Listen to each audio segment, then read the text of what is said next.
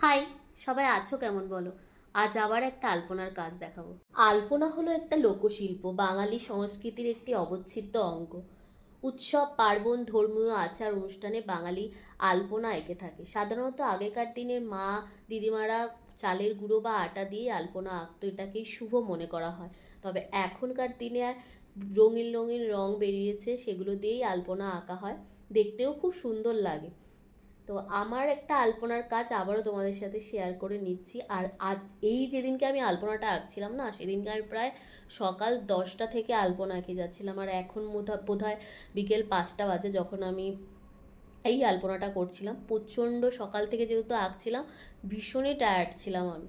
আর সেদিনকে খুব গরম পড়েছিল, তবু আমি চেষ্টা করেছি আমার বেস্টটা দেওয়ার। তো তোমরা বলো এই আলপনার কাজটা তোমাদের কীরকম লাগলো। আর তোমরাও যদি তোমাদের বাড়িতে যে কোনো অনুষ্ঠানে, বিয়ে পুজোতে আমাকে দিয়ে আলপনা দেওয়াতে চাও, তাহলে প্লিজ আমার নাম্বারে একটা কন্ট্যাক্ট করে নিও। আর সবাই জানিও আমার এই কাজটা কীরকম লাগলো। যদি কাজটা ভালো লেগে থাকে, লাইক কমেন্ট আর শেয়ার করে দিও। আর যারা আমার কাজ নতুন দেখছো, তারা আমার পেজটাকে একটু ফলো করে দিও আরও নতুন ধরনের কাজ দেখবে বলে। চলো টাটা, সবাই খুব ভালো থেকো। আর ওয়েট করো কিন্তু অবশ্যই নেক্সট ভিডিওর জন্য। বাই।